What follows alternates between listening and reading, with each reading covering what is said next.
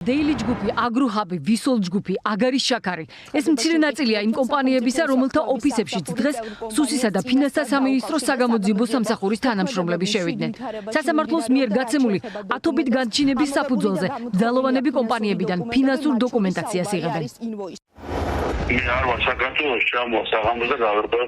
მე არ ვიცი დასურებულად არ ამაკნა რაღაც ესო არისო. დავარკვევ. ჩამოვა. ქსელური მარკეტების გარდა ძალოვანების შევიდნენ სადისტრიბუციო კომპანიებშიც. როგორც ირკვევა წინა კვირებში, კონკურენციის სააგენტოს კომპანიებმა ისედაც მიაწოდეს მოთხოვნილი ხელშეკრულებები. ამიტომ ასოციაციისთვის გაუგებარია, რატომ დასჭირდა სახელმწიფოს ამ ფორმით მოქმედება. ყველა კომპანია სად არის თანამშრომლობისთვის მიაწვდის ნებისმიერი ტიპის დოკუმენტაციას, უბრალოდ ის ფორმა, რა ფორმითაც საგამოძიებო სამსახურის მიერ შესვლის აუცილებლობა არ იდგა, იმდენად რამდენადაც კონკურენციის სააგენტო ისედაც აწვდიდა ყველა კომპანია ამ ხელშეკრულებებს და დოკუმენტაციას იმ მონიტორინგის ფარგლებში, რომელიც ჯერ კიდევ 2024 წელს აქვს დაწყებული. რის საფუძველზე აიღო მდინარაძის უწყებამ სასამართლოს განჩინებები. აქამდე მხოლოდ ის იყო ოფიციალურად გაცხადებული, რომ სუსი საკითხის შესწავლას იწყებდა და მართლსაწინააღმდეგო ქმედებების შემთხვევაში მკაცრი რეაგირებით იმუქრებოდა.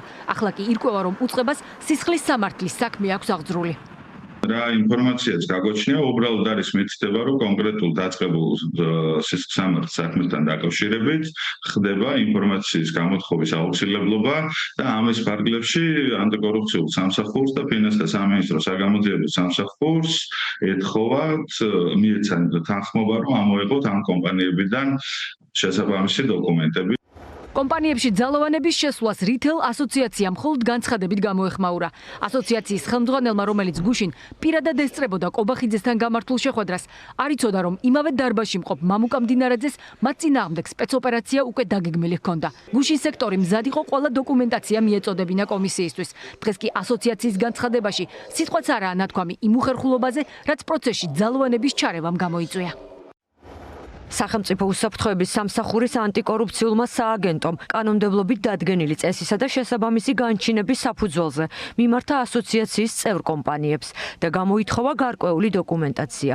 მათ შორის ხელშეკრულებები, პირველადი საბუღალტრო დოკუმენტები, ფაქტურები და ინვოისები. ასოციაციის ყველა წევრი კომპანია სრულად და შეუფერხებლად თანამშრომლობს საგამოძიებო ორგანოსთან. შესაბამისი პროცედურები მიმდინარეობს მშვიდ გარემოში, სამართლებრივი ნორმებისა და დადგენილი პროცესუალური ჩარჩოების სრული დაცვით. გამოთხოვილი დოკუმენტაციის მოცულობიდან გამომდინარე, მისი თავმოყრა, დამუშავება და წარდგენა საჭიროებს დამატებით დროს. შემდგომი ინფორმაციის არსებობის შემთხვევაში საზოგადოებას მიეწოდება დამატებითი ოფიციალური განმარტება. დარგის სპეციალისტები საცალო ქსელში ფასების დარეგულირების მცდელობას კრახს უწინასწარმეტყველებენ. ძალოვანი მეთოდების გამოყენება ან ხისტი მითითებები მათი აზრით მხოლოდ უარყოფით ეფექტს გამოიწვევს. ბაზრის სისტემის მიდგომა და ზოგადად რაიმე პრობლემის და განსაკუთრებით ფასის დარეგულირება ჩარევით და რეგულაციით არის წარუმატებელი. ამის ძალიან კარგი მაგალითი გვაქვს უნგრეთის 2022-2023, რაც ახლახანი იყო და რას ნიშნავს ეს, რომ დაარეგულირეს რამდენიმე პროდუქტზე და უთხრეს ბიზნესს, რომ ამაზე მეტ ფასს ვერ დაადებ კონკრეტულ პროდუქტს. ამან გამოიწვია რა? გამოიწვია დეფიციტი, გამოიწვია ხარისხის გაუარესება და გამოიწვია ჩრდილოვანი ფასები, ხო? შესაბამისად, აი ესე მოკლევადიანად ამის გადაჭრა არ არსებობს ეკონომიკაში.